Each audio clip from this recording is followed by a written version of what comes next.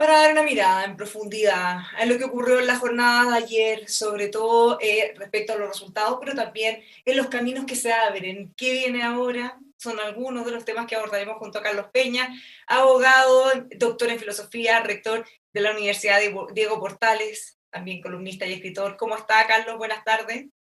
Buenas tardes, muy bien, muchas gracias por ¿Qué le invitarme. pareció lo que se vio ayer en todo sentido? ¿Qué cosas le llamaron más la atención?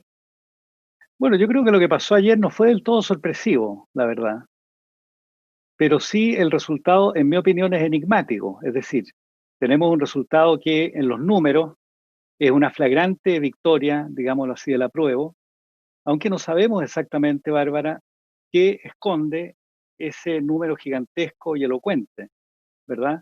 No sabemos exactamente desde el punto de vista político, desde el punto de vista social, qué es lo que, cuál es el significado que ese número tan gigantesco alberga. Y en consecuencia, creo yo, la principal tarea de quienes comentan, digámoslo así, la actualidad política o intentan escudriñar, digamos, los procesos políticos y sociales, bueno, es intentar responder la siguiente pregunta: ¿cuál es el significado de ese número? Dos respuestas me parece a mí son fáciles y debiéramos descartar. Una de ellas consiste en sostener, ¿no?, que ese número refleja un abrumador rechazo, por decirlo así, al proceso de modernización que Chile ha experimentado en las 3 últimas décadas, o si usted prefiere, un rechazo al modelo, como coloquialmente suele llamársele. Esa es una interpretación fácil, creo yo, de este gigantesco número.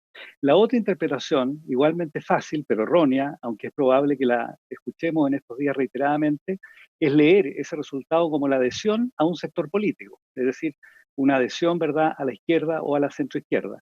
A mí me parece que ambas explicaciones son demasiado simples, demasiado sencillas, y más bien yo creo que hay que buscar explicaciones alternativas a este número, y yo dentro de esas explicaciones alternativas elegiría tres, digamos, en términos generales, ¿ah? Uno podría decir, en primer lugar, que lo que se expresó en ese gigantesco número es una especie de déficit de la modernización, consistente en que buena parte de las personas, si bien hoy día dispone de mayor nivel de bienestar relativo que nunca antes en la historia de Chile, al mismo tiempo siente, y esto es algo que las encuestas venían acusando ya hace bastante tiempo, siente, digo, que el bienestar al que accedió es un bienestar, digámoslo así, que de pronto puede derrumbarse, dejándolo a la intemperie, particularmente con los fantasmas, digámoslo así, de la enfermedad o de la vejez, ¿ah? Y entonces se trata de una gran mayoría que reclama algún tipo de protección social, no que se le exonere del esfuerzo personal, sino que se le proteja, sin embargo, cuando ese esfuerzo se ve interrumpido por las flechas del destino, digamos, por la enfermedad, la vejez o la muerte, ¿no? Esa es una manifestación, creo yo, de este número. Por otra parte, me parece también, hay acá una cuestión generacional de gran relevancia, ¿no?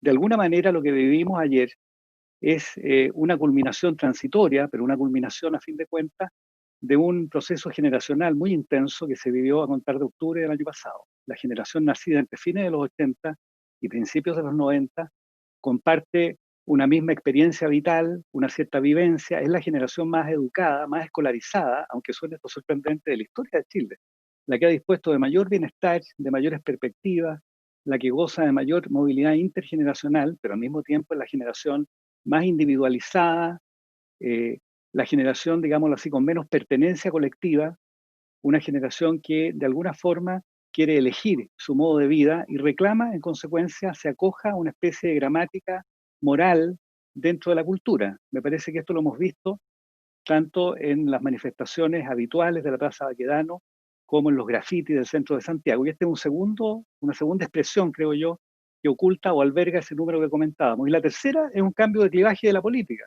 Es evidente que este resultado plantea un enigma, ¿verdad? O sea, ¿cómo es posible que el electorado, que apenas anteayer, hace menos de 3 años, Bárbara, eligió a un gobierno de derecha, aparentemente hoy día le dé la espalda? ¿Cambiaron las preferencias de ese electorado? Lo más probable es que no. Lo más probable es que las mismas preferencias de hace poco menos de 3 años sean las que se manifiestan hoy día, solo que ese electorado por algún motivo se desilusionó y no encontró satisfacción allí donde esperaba encontrarla. Estas son explicaciones, por supuesto, más complejas, creo yo, que esas dos sencillísimas explicaciones con que comencé este análisis, ¿no?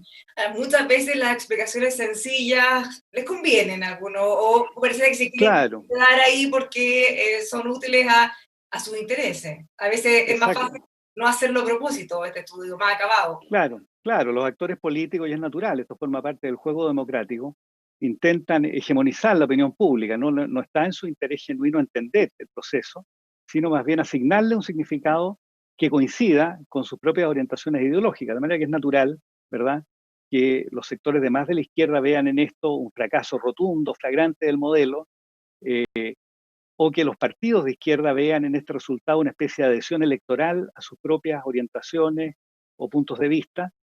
Pero claro, quien tenga vocación por entender los procesos políticos y sociales no puede plegarse tan fácilmente a esos puntos de vista. Aunque suele ocurrir, Bárbara, que en este tipo de análisis, quienes participamos de los análisis de esta índole, a veces cedamos a la tentación de ser partisanos, o sea, ¿verdad?, de manifestar la propia preferencia a la hora del análisis. Yo hago esfuerzos por mantenerla al margen, digamos, y mirar la realidad tal como es, aunque no siempre coincida con las preferencias que uno tiene. Ahora, en ese sentido, entonces, ¿qué señales deberíamos seguir? Porque claramente este es un ejercicio difícil, las respuestas no están tampoco tan por encima. ¿Cómo vamos encaminándonos a lo que viene? Bueno, el gran desafío, creo yo, consiste en saber exactamente cuáles son las expectativas de esos millones y millones de personas que ayer manifestaron o se manifestaron a favor de un cambio constitucional. Lo que sabemos en Chile hoy día, y esto ya es indesmentible, lo que sabemos, Bárbara, es que hay una profunda contradicción, una inconsistencia entre las expectativas que las personas abrigan o albergan para sí y para sus cercanos, por una parte, y la experiencia a la que pueden acceder por la otra. Hay una distancia entre las expectativas y la experiencia. Esto es lo que la sociología llama crisis social, ¿verdad? Una expresión que parece tremenda, pero que no, que alude más bien a un fenómeno relativamente habitual en la vida social y en la vida personal, ¿verdad? Esta distancia entre las expectativas que uno abriga y la experiencia a la que accede. Y lo que tenemos que dilucidar en Chile es cuáles son las expectativas que esos millones y millones de chilenos y chilenas poseen y que no encuentran plena satisfacción en la experiencia. En dilucidar este dilema, diría yo, está la clave del futuro político de Chile, que él logre acertar con cuáles son esas expectativas, va a tener de su lado sin ninguna duda la conducción del país en los próximos años, ¿no? Ahora, eso de alguna manera puede explicar una cosa que nos mencionó antes, aunque no lo crean, estamos hablando de jóvenes con alto grado de escolaridad, por ejemplo. Claro, y ahí uno entiende, porque ellos, al tener eso, las expectativas son mucho mayores. Son Entonces, muy, lo que no están exactamente, viendo está más lejos. así es. Eso lo sabemos, ¿verdad? La literatura en ciencias sociales abunda en esa afirmación. Cuando las personas gozan de mayor bienestar, mayor ilustración, mayor escolaridad, se vuelven, claro, más intolerantes, más indóciles a la autoridad, más intolerantes a los muros de la realidad. El principio de realidad comienza a ser algo inaceptable. eh, lo que antes se aceptaba como una condición natural de la vida, ahora se revela, digamos, como un obstáculo que hay que remover. Estas son experiencias vitales inevitables en procesos generacionales y de crecimiento del bienestar como los que Chile ha experimentado, ¿no? Es Pero eso, natural, en consecuencia, que esa generación más joven riña con la realidad permanentemente, tenga resistencia a la autoridad, reclame, digámoslo así, un espacio cultural para sus propias preferencias, algo que estamos viendo frecuentemente, creo yo, ya en la calle, ¿no? ahora, eso hay que sumarle entonces una frustración, porque finalmente cuando alguien sigue el camino, se supone, estudia, se endeuda, sigue, hace todo lo que se supone que tiene que hacer para avanzar y eso no ocurre y se frustran esas expectativas. Finalmente, esa Exactamente. frustración termina convirtiéndose en rabia. Claro, eso es exactamente así, en ira, ¿verdad? La Mm. ira es también, digamos, un combustible de la política y es probable, claro, que paradójicamente, Bárbara, esto lo he planteado otras veces, paradójicamente, cuando se accede a mayores niveles de bienestar y se alcanzan bienes que se anhelaron por largo tiempo eh, y se los logra atrapar y hacer propios, digamos, es solo para descubrir que hoy día todos los tienen y que en consecuencia esos bienes ya no proveen el aura de prestigio, la alta renta que antes proveía. Entonces, paradójicamente, cuando se eleva el nivel de bienestar, las posibilidades de frustración también se incrementan. Esto ocurrió con los certificados universitarios, ¿verdad? Los certificados universitarios son típicos bienes posicionales, es decir, la utilidad que prestan a quien los posee es función inversa del número de quienes lo tienen. Mientras más personas tienen el certificado tiene menos valor, su aura se desvanece, el prestigio que proveía brilla por su ausencia, las rentas bajan, y esto explica la paradoja, ¿verdad? Que nunca antes en la historia de Chile hubo mayores oportunidades educacionales, pero nunca antes la educación había parecido más frustrante que hoy día, ¿no? Nunca había parecido un engaño, una especie de timo, como lo cree buena parte de los jóvenes que han logrado acceder a la educación superior. Ahora, ¿qué pasa cuando no logramos satisfacer estas expectativas? Porque sean objetivas o subjetivas, finalmente esa ira que usted menciona se manifiesta y quizá podemos ligarlo a lo que pasó con el estallido social también y lo que puede pasar con el proceso constituyente. Las expectativas en algunos casos son muy altas. Bueno, claro, una tarea de la política, ¿verdad?, es no solo, por decirlo así, estimular las expectativas o agizar el bienestar. Eh, una de las tareas de la política consiste en orientar las expectativas, contenerlas y enseñar a las personas esto que es tan incómodo, que parece conservador, yo lo sé, parece poco propio de viejos, ¿verdad? Que es el principio de realidad. La realidad existe. Aunque los jóvenes no crean, la realidad existe. Es decir, nuestros anhelos tienen límites a la hora de ser satisfechos. Esta es una vieja verdad que cada cierto tiempo hay que recordar. Pero las sociedades viven, Bárbara, momentos que la sociología clásica llamaba el mal del infinito, donde se anhelan demasiadas cosas. Y cuando se anhelan demasiadas cosas, por supuesto, se tiende a derogar la realidad, a creer que la vida social está exonerada de la necesidad. Y esto, por supuesto, produce frustración.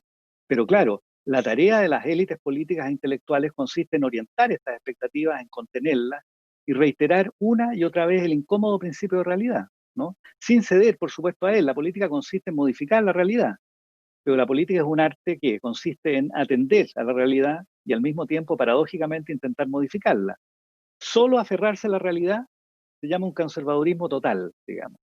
Solo aferrarse a los anhelos, bueno, se llama fantasía, se llama utopismo irresponsable. La política, el arte de la política consiste en equilibrar, ¿no?, los anhelos con la realidad. En esto, Patricio Aylwin tenía toda la razón, ¿no? Pero La política aquí tenemos consiste en atrapar poco a poco aquello que no es posible. pero aquí tenemos un problema, porque por un lado es la política y la élite política es la que está llamada a encaminar esto y a de alguna manera poner un toque de realidad. Pero en este momento que están tan desprestigiados y que han visto también en el proceso constituyente, incluso los resultados de ayer, en lo masivo, Sí. en lo fuerte que fue, en lo contundente que fueron los resultados, termina siendo casi un incentivo para, más que atizar y llevar a la realidad, es seguir prendiendo las expectativas. Sí, bueno, lo que ocurre ayer son dos cosas, o más bien una, que podría tener efectos perversos para la democracia, ¿verdad? Eh, el dato fundamental es que al parecer la mayor parte de la ciudadanía, cerca de un 80% nada menos, o sea, 8 de cada 10 chilenos y chilenas, no confía en quienes hoy día son sus representantes, puesto que a la hora de entregar un mandato para deliberar acerca de las bases de una nueva constitución, prefieren entregarlo a una asamblea constituyente o a una convención constitucional distinta a quienes son hoy día representantes. Este es un fenómeno, creo yo, que plantea un particular desafío a los partidos políticos, que consiste en intentar acoger las expectativas de la ciudadanía, comprenderlas primero luego, y luego de comprenderlas, por supuesto, acogerlas, ponerlas en una narrativa que haga sentido a las mayorías. Esta es la tarea de la política. Este es el gran desafío que quedó planteado a los partidos políticos ayer. Y lo otro que yo diría es que este es un desafío de la democracia, porque una democracia sin partidos políticos, Bárbara, simplemente no es posible, ¿no? Una democracia de masas, como son las democracias contemporáneas, sin partidos políticos no es democracia. Y desgraciadamente, creo yo, lo que mostró particularmente la franja previa al plebiscito fue, digámoslo así, que la sociedad civil anhela tener, digámoslo así, un papel directo en la conformación de las bases de la Constitución. Y ocurre que la sociedad civil, bueno, son grupos de interés, ¿no?, de intereses muy legítimos, pero cada grupo de la sociedad civil expresa intereses parciales, ¿no? Y la sociedad y la democracia no consiste en sumar intereses parciales. El bien común no es la mera suma de los intereses parciales que se expresan en la sociedad civil de manera espontánea. No, no, el bien común supone un cierto discernimiento, una cierta deliberación acerca del bienestar social. Y esa tarea de mediar o intermediar entre los intereses particulares que asoman en la vida social por una parte, intereses de clase, de grupos, de corporaciones, etcétera, lo que Hegel llamaba sociedad civil, digamos, ¿no? Mediar entre esos intereses y el interés colectivo o común. Esa mediación en la democracia la hacen los partidos políticos.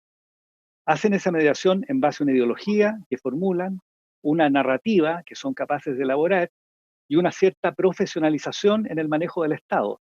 Todas esas labores son propias de la política y la realizan los partidos políticos. No nos vaya a ocurrir entonces que, como consecuencia de lo que vimos ayer, empecemos a descreer de los partidos políticos. Yo creo, por el contrario, y aunque suene raro o sorprendente, que lo que nos enseñó ayer es que tenemos que hacer esfuerzos por devolver a los partidos el lugar central que tienen en la democracia. Tenemos que hacer esfuerzos porque sean las élites políticas quienes logren intermediar los intereses, acoger las expectativas de la ciudadanía, ¿no?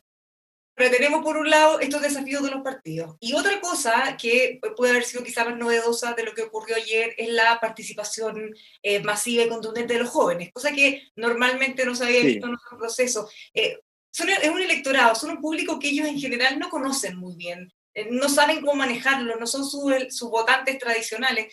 ¿Cómo lo van a hacer para poder de alguna manera acercar? ¿Cómo van a hacer también para que ellos, ahora que votaron ayer, sigan también para la elección de los constituyentes, por ejemplo, y sí, todo este calendario que viene? sí. Bueno, respecto al tema de la participación, Bárbara, tal vez lo primero que habría que decir es que no hay que exagerar. Yo he escuchado expresiones totalmente exageradas respecto a esto, como si hubiera habido una especie de revelación sorprendente, digamos, en el nivel de participación. No es el caso. En la segunda vuelta de la pasada elección presidencial, si no recuerdo mal, votó el 49% del padrón. Esta vez votó el 50%, 50,09% o algo semejante, creo no equivocarme. O sea, no estamos hablando realmente de un crecimiento, digámoslo así, sorprendente, inaudito, digámoslo, de la participación, para nada. Estamos en niveles de participación cercanos, como fue en la segunda vuelta presidencial, a la mitad del padrón electoral. Lo que sí es más notorio es que es probable que este marginal crecimiento del padrón electoral se haya debido a los jóvenes, particularmente jóvenes, más bien de sectores populares o de grupos medios, donde allí sí, visualmente incluso, la participación de esos jóvenes se incrementó. Y esa es una muy buena noticia para la democracia, a condición que la expectativa que se manifestó ayer en términos mudos, ¿verdad? En términos no verbales, con el voto, sea bien interpretada por los partidos políticos. Este es el punto. E interpretar no consiste en ser fiel a lo que la gente dice, sino en lograr captar, por decirlo así, la significación sociológica de ese reclamo, ¿no? Esa es la tarea de los partidos. No amplificar lo que la gente dice, sino que mediar entre lo que la gente dice y los intereses que espontáneamente expresa y una narrativa que atienda al interés general o común de la sociedad en su conjunto. Esa es la función de los partidos. Por eso yo insisto, lo que mostró ayer es que a pesar de la distancia, o justamente porque pudimos constatar una distancia entre la expresión espontánea del electorado por una parte y los partidos por la otra, es justamente por eso hay que subrayar la importancia de los partidos, ¿no? Sin partidos no hay democracia. Sin partidos lo que hay son líderes carismáticos, son populismo, son formas autoritarias, fascistoides, como usted quiera llamarla, pero democracia no son, digamos. Tampoco es democracia un sistema político donde las decisiones colectivas se formulan por los llamados actores sociales. Los actores sociales están muy bien, pero expresan intereses particulares. La suma de sindicatos, colegios profesionales, asociaciones espontáneas de la sociedad civil no hacen a la democracia. La democracia requiere partidos políticos. Esto yo querría insistir persistentemente. ¿Ah? Una cosa, En una sociedad de masas, perdón, la democracia directa no es posible. Es posible, digamos, episódicamente, como ocurrió ayer, desde luego, pero no se puede gobernar con democracia directa. Se requiere una clase profesional de representantes y esa clase la forman, la orientan, la educan los partidos políticos. una cosa muy simbólica, incluso muy bonita que ocurrió ayer a propósito de los lápices pasta. No sé si usted vio imágenes, se volvió como todo un símbolo el lápiz pasta, como la nueva arma, como la forma de lucha. ¿Podría eso también mostrar que la gente de verdad, la gran mayoría, quiere canalizar toda esta fuerza en un lápiz, en un voto, en una forma democrática, probablemente con los partidos políticos, quizás dándole una nueva oportunidad? Yo no tengo ninguna duda de eso, pero a condición, repito, que los partidos políticos sepan interpretar las expectativas, los anhelos, los deseos que ayer se manifestaron de manera muda y que siguen siendo una incógnita. ¿Ah? Sabemos lo que la gente, la mayoría, siente, pero no sabemos lo que piensa, ni hemos logrado traducir ese sentimiento espontáneo, esas demandas, esas urgencias que las personas sienten. Los partidos no han logrado aún traducirlas en un proyecto. Seguimos repitiendo los viejos esquemas retóricos de la política. ¿Ah? La izquierda y la derecha siguen pegadas en lo mismo. Lo que hay que hacer acá es un esfuerzo, repito, porque el discurso de los partidos políticos logre acoger, esto lo he repetido muchas veces y parece ya majadero, pero logre acoger la trayectoria vital de las personas. Las personas tienen una trayectoria vital, es decir, miran hacia atrás su propia vida y la interpretan de una cierta manera. Consideran que hay algo en esa vida que vale la pena persistir. Creen que su trayectoria vital merece ser reconocida. Y una tarea de los partidos es reconocer, lograr acoger, digámoslo así, la manera en que la gente comprende su trayectoria vital. En esa labor de comprensión, creo yo, los partidos políticos tienen una tarea por delante que es distinta a seguir repitiendo el eslogan, ¿no?, del neoliberalismo, del muerte del modelo y este tipo de cosas, que pueden ser muy eficaces en un programa de televisión, en un debate de matinal, pero que aportan bastante poco realmente a la comprensión de la realidad político-social, ¿no? ¿Qué cosas concretas entonces? ¿Qué gesto o qué medida podríamos esperar para... Yo sé que esto no es una cosa fácil y tampoco en un corto plazo, pero ¿cómo empezar en ese camino? ¿Qué cosas pueden hacer para que la gente vaya volviendo a confiar en nuestra clase política que es tan importante? Claro, lo primero, me parece a mí, es entender que la clase política, por hablar así, ¿verdad? Esta denominación de clase política es muy antigua, pertenece a Gaetano Mosca, digamos, ¿no? Eh, pero bueno, entender que la clase política, o sea, los políticos profesionales, están hoy día más enconados y más en conflicto y en oposición entre sí que la ciudadanía. La ciudadanía parece converger, en tanto la clase política parece estar engrifada, enconada, riñendo permanentemente una con otra, digamos. Y es probable que la ciudadanía espere eh, una actitud, digámoslo así, si no conciliatoria, al menos de mayor diálogo racional entre las fuerzas políticas, ¿no? Yo creo que ese sería un gesto extremadamente importante, ¿no?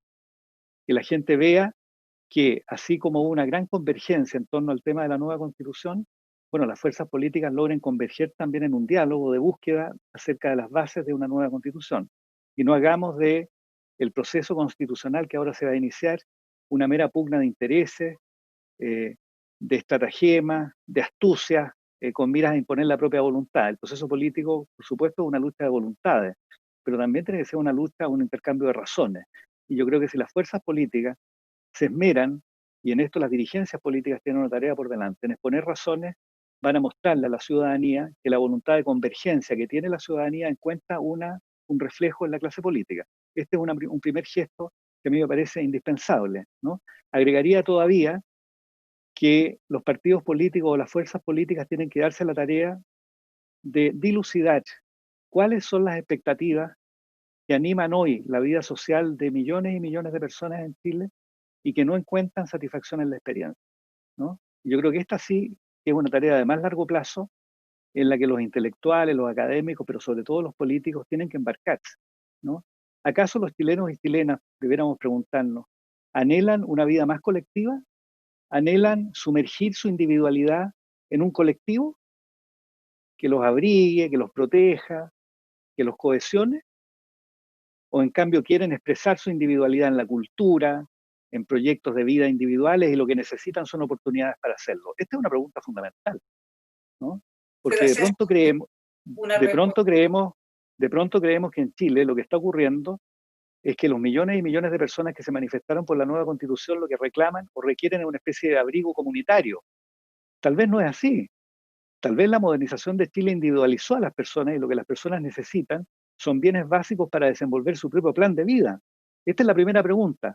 ¿Tenemos una cultura liberal en Chile o tenemos la nostalgia de una cultura más comunitaria, más cohesionada, con menos individualidad? Esta es una pregunta fundamental a la hora de armar, digámoslo así, una agenda política en Chile, ¿no? O sea, un área donde podemos ver eso perfecto es cuando hablamos de la reforma de pensiones, porque se suele decir que la gente quiere solidaridad, que Exacto. tenemos que aspirar a un sistema de reparto, pero cuando le preguntan a la gente, mayoritariamente, una amplia mayoría, quiere que sus fondos sigan siendo suyos, que siga habiendo una cuenta individual, entonces eso Exactamente. choca con lo que se supone o se le atribuye a la gente. Exactamente, y uno ve a los jóvenes, por ejemplo, que son hoy día la gran fuerza social, digámoslo así, ¿no? Esta fuerza generacional que yo mencionaba adelante, y uno lo que observa, Bárbara, son más bien el anhelo de construir culturas electivas, ¿no? En torno a 20.000 cosas. una cultura en torno a la bicicleta, culturas en torno a la manera de comer o de vestirse. O sea, hay una cierta lucha por la geometría moral de la cultura pública en Chile, que también es muy importante, pero que expresa en realidad una gran diversidad, ¿no? Entonces, atención los partidos políticos, la idea de que estamos en una especie de nostalgia, digámoslo así, de la vida comunitaria, que es la gran tentación de la izquierda, ¿verdad? De la izquierda más religiosa, digámoslo así. La izquierda suele tener inconfesados nostalgia religiosa, y una de ellas es esta, ¿no? Creer que la gente lo que anhela es una especie de comunión permanente, digamos. Yo creo que no, yo creo que la sociedad chilena es más individualizada, muchísimo más diversa, más diferenciada, y yo creo que los jóvenes son particularmente personas que quieren editar su propia vida, ¿no? Y no repetir el molde de vidas ajenas. Entonces, estamos en presencia de una sociedad más diversa, más liberal, eh, pero claro, este sí que es un tema que a la política debería interesarle, y es uno de los temas que tenemos que reflexionar, ¿no? Salir de los slogans, salir de la retórica simple y sencilla, de las conversaciones ligeras, y ponernos a pensar, o ponerse a pensar los partidos políticos y sus intelectuales, digo, este problema, ¿no? Este sí que es importante. Bueno, si fuéramos optimistas, podríamos decir, bueno, quizá el proceso constituyente podría ser una excelente instancia en donde todos, distintos sectores, pudiéramos manifestar y llegar a estas conclusiones. En el fondo, ¿qué es lo que queremos? Más allá de que otros puedan interpretar o tratar de imponer cosas que se supone que la gente quiere y que en realidad no es. Es posible que... Claro, es que lo que pasa es que el proceso constitucional, más que resolver este tipo de problemas que yo menciono, lo que tiene que hacer es proveer un marco para que la política futura resuelva estos problemas. ¿Mm? Yo creo que a la hora del debate constitucional, Bárbara, tal vez lo más relevante sea la deliberación que ahí se va a llevar adelante, el intercambio de razones, la reconstrucción de ciertos lazos sociales mediante la reflexión racional, ¿no? Pero yo no veo grandes sorpresas en la cuestión constitucional realmente, ¿ah? Yo no creo que vayamos a tener una constitución tan radicalmente distinta a lo que hasta ahora tenemos. Por supuesto va a ser distinta, pero no creo que radicalmente distinta. Eh, Ni tampoco creo que la constitución vaya a resolver buena parte de los problemas que hoy día nos aquejan. Va a crear un marco, sin ninguna duda, en cuyo interior puedan deliberarse, discutirse estos problemas por parte de la política y resolverse. Pero el arreglo constitucional por sí solo no va a satisfacer ni va a colmar ninguna de los anhelos, las apetencias, digámoslo así, que se han manifestado, ¿no? Yo querría decir esto también. De pronto, yo veía ayer a las personas celebrando eh, con gran entusiasmo, con gran emoción, como si por fin hubieran logrado abrazar aquello que tanto tiempo anhelaban. eh, pero claro, todos sabemos, si somos racionales y somos responsables, y yo espero que lo seamos, que se trata de un sentimiento fugaz, ¿no? Estamos iniciando un largo camino que va a tomar poco menos que 2 años, y al cabo de esos 2 años no nos va a esperar la satisfacción de todos los anhelos. Al cabo de esos 2 años vamos a tener un marco para la política democrática que ojalá respete la individualidad de las personas, pero no más que eso, no menos que eso, es verdad, pero tampoco más que eso, ¿no? Los anhelos, las carencias, las expectativas de que antes hablábamos no van a ser satisfechas con un arreglo constitucional. Lo que sí va a ser satisfecho, desde luego, es la reconstitución de cierto lazo social que es propio de la vida cívica y de la democracia, eso sin ninguna duda, ¿no? Pero no hay que hacer de la Constitución un fetiche eh, en el cual desplacemos, digámoslo así, ¿verdad?, todos los anhelos y todos los deseos, porque si hiciéramos eso estaríamos engañando a la ciudadanía, y es hora que no la engañemos, digamos la verdad. El debate constitucional es fundamental, pero no es una pócima milagrosa, digamos, ¿no?, que vaya a resolver los problemas que hoy día nos aquejan, que nos duelen, que nos entorpecen la vida. Eso no va a ocurrir. Ayer, junto con ver los resultados y hacer ese análisis, participación, cosas que ya hemos conversado, tuvimos una jornada ejemplar. Había temor respecto a qué podía ocurrir, respecto a violencia, por ejemplo, algunos incidentes, otros de votación, cosa que no ocurrió, por el contrario, fue una jornada bien tranquila. En medio de tanta desconfianza, en medio de tanto temor, quizá de distintos sectores, ¿cómo ve el rol de la institucionalidad, también a propósito de la pandemia, la desconfianza con autoridades sanitarias? El rol del CERVEL. Hace un ratito en un programa que estuvimos con Eugenio Tironi y él decía que el CERVEL había sido una especie del banco central en esta elección, por lo creíble, por lo bien que había jugado su rol. Sí, sí, el CERVEL es una institución que vale la pena, creo yo, al margen de ciertas exageraciones de su director, ¿no? El CERVEL como institución sigue siendo valiosa, sin ninguna duda, y lo ha hecho muy bien, sobre eso no cabe duda, pero todas las instituciones, y la verdad que tampoco exageremos, o sea, no es cierto que en Chile todas las instituciones estén por el suelo, no es verdad. Seguimos siendo un país que tiene reglas, donde las personas, la mayor parte de las personas espontáneamente cumple las reglas, es capaz de, por decirlo así, contener, ¿verdad? Sus impulsos inmediatos de conducta. Es una sociedad relativamente ordenada, ¿no? No estamos en presencia de un caos, esta delgada capa que llamamos civilización y que hace que podamos interactuar entre las personas en condiciones de alta previsibilidad, no se ha rasgado del todo en Chile. Por supuesto hay violencia, lo sabemos, ¿no? Y tenemos que ser capaces de controlarla, sin ninguna duda, pero no es un fenómeno generalizado, para nada. Y las instituciones, no solo el CERVEL, todas las instituciones han funcionado relativamente bien en Chile, ¿no? Hasta la presidencia de la República, tan decaída, haciendo esfuerzos por salir a flote, por respirar una y otra vez, sigue siendo una institución finalmente que está allí y, y cuyo simbolismo, digámoslo así, sigue concitando el respeto de las personas, ¿no? La gente tiene opiniones críticas, desde luego, respecto de quienes están allí, pero la institución como tal, distinta de las personas, ¿verdad?, que en ella se desempeñan, siguen siendo instituciones valiosas, ¿no? Y respetadas, me parece a mí, en Chile. No estamos en presencia de una anarquía, no es que el orden se haya disuelto en Chile, nada de eso ha ocurrido, ¿no? Pero hemos tenido jornadas bien violentas que a veces, o por ejemplo lo que está ocurriendo en la Araucanía, se pone en duda el Estado de Derecho en la medida que pareciera que no se puede ejercer el control, o cada cierto tiempo se demanda. Bueno, claro, pero el caso de la Araucanía es un caso peculiar, ¿verdad? Porque en el caso de la Araucanía se trata no de algo que aqueje, digámoslo así, al conjunto de la ciudadanía, se trata de un viejo problema que el Estado de Chile, la sociedad chilena y la clase política, para qué decir, se ha demorado muchísimo en resolver, ¿no? Yo recuerdo que durante el gobierno del presidente Lagos se formó una comisión, la Comisión de Verdad Histórica y Nuevo Trato. Yo formé parte de esa comisión, de manera que la recuerdo bien. La presidió don Patricio Elwin. Hubo un largo informe como consecuencia del trabajo que don Patricio Elwin condujo de esa comisión. Ese largo informe sugirió un conjunto de medidas, ninguna de las cuales se adoptó. El informe fue recibido por el entonces presidente Lagos con grandes y muy elocuentes agradecimientos a quienes habían participado de esa comisión, particularmente al expresidente Elwin, pero ninguna de las medidas que allí se sugirió se llevaron adelante. ¿Ah? Eh, Hemos desatendido el problema de los pueblos originarios en Chile de una manera que linda, o con una actitud que linda casi con la irresponsabilidad. Tenemos que ser capaces de resolver ese problema y eso pasa, pero quizá el proceso constituyente puede ayudar en esto, pasa por reconocer a esos pueblos originarios de una manera que hasta ahora no lo hemos hecho, por corregir nuestra memoria histórica respecto del papel que esos pueblos originarios han tenido en la conformación de la nación, por aceptar que la nación bárbara no es esa entidad inmemorial que se expandió durante el siglo XIX, que nos hizo creer, ¿no?, que los chilenos y chilenas compartíamos un mismo pasado, una misma tierra, una misma sangre, esta idea romántica de nación, la idea alemana de nación, ¿no? Hay que dejarla de lado. La nación en realidad es un proyecto de futuro muy diverso, con culturas muy distintas. Y hay que aceptar eso en una forma de reconocimiento constitucional, creo yo, de los pueblos indígenas.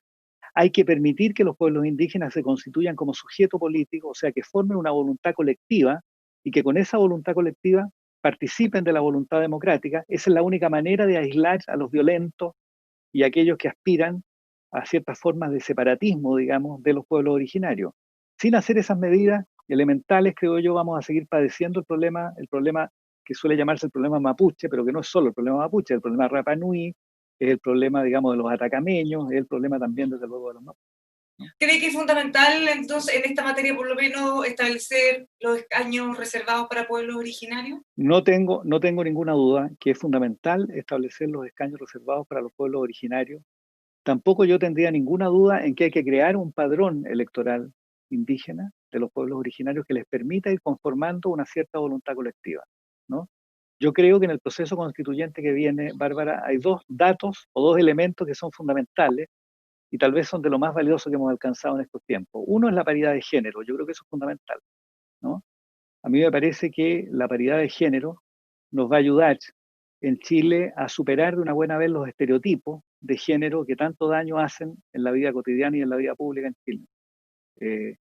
Y por otra parte, los escaños reservados nos van a permitir, creo yo, si somos capaces de tomar en serio esos escaños reservados, que los pueblos originarios conformen una voluntad colectiva que les permita participar como sujeto político en la formación de la voluntad democrática, porque, insisto, esa es la única manera de aislar hasta la insignificancia a los grupos violentos que de pronto se atribuyen, ¿verdad?, la representación de esos pueblos. Ahora, eso, más allá de dar escaños o no, va a implicar una verdadera ocasión de diálogo y estar dispuestos a escuchar, a entender y a que todos sean en algo de sus posiciones. Por supuesto, pero no cuesta tanto, ¿no? Porque finalmente, ¿qué es lo que ha ocurrido en Chile? Lo que ha ocurrido en Chile es que todavía estamos presos y los grupos políticos están presos, ¿para qué decir la derecha? Está atrapada en la verdadera superstición consistente en creer que Chile es una nación que tiene una memoria homogénea, eh, prácticamente granítica, sin fisuras, ¿verdad? Es la historia que construyó la historiografía del siglo XIX, ¿no? Que contribuyó, desde luego, a generar la idea de Estado Nacional, que es uno de los grandes logros de Chile en el concierto latinoamericano. Pero a estas alturas, seguir con eso no nos va a ayudar. Tenemos que aceptar que la sociedad chilena es una sociedad plural, donde conviven diversas culturas, distintas memorias, diversas formas de sincretismo y de mestizaje, que esas diversas memorias logran una autocomprensión, una comprensión de sí mismos que es distinta y que es diversa, y tenemos que ser capaces de aceptar eso y entender en consecuencia que la sociedad chilena es multicultural y que por lo mismo tenemos que ser capaces de entender la nación como un proyecto de futuro, no como una tradición que se ancla en el pasado, ¿me entiendes? ¿No? En las condiciones modernas, las naciones son proyectos de futuro, no son nostalgia por un pasado común que no existe, ¿no? Claro, en el fondo hay que aprender a valorarlo y mirar cómo vamos a vivir todos juntos cada vez en su espacio, en el fondo. Exactamente, porque hoy día, Pasada. claro, porque hoy día todos somos minoría, ¿no? Pensémoslo, el empresario del Opus Dei se siente minoría hoy día en Chile, por supuesto que sí, pero claro que sí. Hay minorías religiosas, hay minorías sexuales, hay minorías incluso en los estilos de alimentación, hay personas que sienten que el maltrato a los animales es prácticamente equivalente al maltrato a un ser humano, o sea, hay sensibilidades cruzadas y distintas. Hoy día los chilenos y chilenas, particularmente las nuevas generaciones, aspiran a identidades electivas de distinta índole. Hoy día todos somos minorías, ¿no? En algún sentido, ¿no? Basta escarbar un poco y uno descubre en sí, digámoslo así, una semilla de minoría. Siendo así, ¿verdad? Siendo así, a mí me parece elemental que aceptemos que la sociedad chilena es una sociedad plural, diversa, ¿ah? Ahora, Y que hemos en hablado, consecuencia no tenemos que persistir en el empeño tribal, finalmente ficto, digamos, de que compartimos una misma conciencia. No es así, simplemente. ahora, hemos hablado mucho de las jóvenes, de las nuevas generaciones, de las frustraciones de los políticos, de la necesidad de encauzar todo en la institucionalidad también. ¿Qué pasa con los empresarios? Que tradicionalmente los empresarios y los economistas han jugado roles fundamentales en el destino del país. ¿Qué pasa con ellos ahora? Bueno, son figuras distintas, ¿verdad? Los empresarios son un actor social de relevancia, pero a los que yo no les pediría tanto tampoco, los empresarios son empresarios, no son líderes intelectuales, no son personas particularmente ilustradas tampoco, nada que se les asemeje, son gente que tiene empresas, eh, que son ágiles a la hora de crear riqueza, y está muy bien que lo hagan, desde luego, de crear fuentes de trabajo, eh, pero bueno, pero los empresarios lo que tienen que hacer es respetar la ley, mantener relaciones laborales sanas con los trabajadores, no cometer abusos. Se trata de deberes morales mínimos, digamos, ¿no? Pero erigir a los empresarios como en actores privilegiados de la vida colectiva a mí me parece un horror, es pedirles demasiado, ¿no? Es pedirles demasiado. Yo sé que hoy día estamos llenos de consultores, ¿no? Que venden a los empresarios asesorías en responsabilidad social y este tipo de cosas, pero bueno, son supercherías, creo yo, no todas, por supuesto, hay con rosas excepciones, pero buena parte lo son, digamos, ¿no? Eh, no, no, los empresarios tienen que tienen que ser más contenidos de lo que son. Yo creo que los empresarios de pronto sienten ellos que tienen un papel más allá del que naturalmente les corresponde y más allá del que obviamente son capaces de asumir, ¿no? Los empresarios son empresarios, no son líderes políticos, ni intelectuales, ni nada que se le parezca. Son gente de trabajo, como les gusta definirse. Dejémoslo así, ¿no? ¿Y los economistas? Bueno, los economistas sí, yo creo que importa muchísimo, ¿no? Ellos podrían, digamos, los economistas son, por definición, para decirlo freudianamente, Bárbara, ¿ah? Son quienes conocen, manejan y recuerdan permanentemente el principio de realidad, ¿no? Si uno imagina la vida social, como lo imaginó Freud en sus escritos tardíos, como una lucha entre el principio del placer y el principio de realidad, los economistas están del lado del principio de realidad, ¿ah? Porque los economistas finalmente lo que hacen es enseñarnos que los seres humanos tenemos preferencias múltiples, muy distintas, inconmensurables a veces unas con otras, pero tenemos un entorno de restricciones, ¿no? Que nos obliga a priorizar nuestras preferencias y a elegir. Y un principio básico que nos enseñan los economistas es que elegir es perder. Cuando uno elige alguna cosa, bueno, pierde otra, inevitablemente. En eso consiste la vida social. Entonces, los Los recursos economistas son escasos. los economistas han cometido muchísimos errores, sin ninguna duda, y a veces han tendido, creo yo, a extender más allá de la cuenta el saber que poseen y creer que toda la vida social puede ser conceptualizada, comprendida, inteligida sobre la base del esquema particularmente neoclásico. Este ha sido un error de los economistas. Pero, dicho eso, el papel fundamental que cumplen los economistas es el que yo acabo de decir delante. Manejan, enseñan y nos ayudan a persuadirnos una y otra vez que la realidad existe. Y la realidad, por definición, es la negación del deseo. ¿Cómo decirlo más claramente? En eso consiste la realidad. Esto lo sabe cualquier psicoanalista y cualquier persona adulta en realidad, ¿no? La realidad, llamamos realidad aquello que niega el deseo, ¿no? Ahí uno entiende los roles de los ministros de Hacienda versus los Por ministros más supuesto, políticos y esa desde pugna luego, de gastar y no gastar más. exactamente, en eso consiste, ¿no? Entonces no nos vaya a ocurrir que por acusar de tecnócratas a los economistas comencemos a abandonar el principio de realidad, ¿no? La escasez existe, yo no sé cómo decirlo, pero hay gente que piensa que no existe. No, no, existe, existe, ¿no? La vida Y humana consiste exactamente en eso, en un choque permanente. Cuando fuimos expulsados del jardín del Edén, como todos sabemos, nos encontramos con la escasez, inevitablemente. ahora, esto no va a ser menor cuando terminemos con la pandemia y la situación económica sea peor de lo que fue antes del estallido social. No, no, ese va a ser el gran desafío. El problema que tenemos por delante es exactamente ese, ¿verdad? Los años que vienen van a ser, por una parte, un debate muy profundo en el tema constitucional, que ya estamos iniciando, pero al mismo tiempo eh, una lucha dificultosa que va a exigir lo mejor de todos nosotros para evitar que esos millones y millones de personas que en las últimas 3 décadas, aquellas de que tanto apuramos, ¿verdad? Lograron salir de la pobreza, lograron abandonar su pasado proletario para convertirse en grupos medios que tuvieron acceso al consumo, no retrocedan, ¿no? Esos millones y millones de personas, y este es uno de los temores que ellos abrigan, creo yo, ¿no? Temen quedar a la intemperie, temen volver a aquel pasado que todavía retienen en su memoria, y hay que impedir que eso ocurra, pero esto requiere un esfuerzo técnico también de gran envergadura, ¿ah? Y requiere, claro, el apoyo de todos, particularmente de los economistas, digamos. Los desafíos son muchos. Carlos, muchas gracias por haber conversado con nosotros. Vamos a ver cómo va avanzando todo este proceso. Bueno, muchísimas gracias a usted, Bárbara. Ha sido un placer. Igualmente, los dejamos todos invitados a que sigan juntos.